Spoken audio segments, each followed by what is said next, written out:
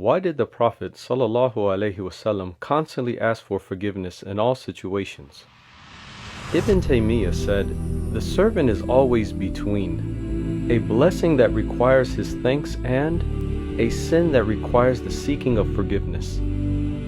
Allah's mercy is in the constant blessings He gives us, even in our ungratefulness, and His mercy is in turning towards us and loving us, even after our sinning. Repentance is not only for redemption, but it is to humbly gain the pleasure of Allah and a higher, more noble standing before Him. And so the chief of all humans and the leader of the pious, Muhammad ﷺ, would seek forgiveness in all situations." Taken from the article Repentance, Redemption, and Salvation, an Islamic Framework.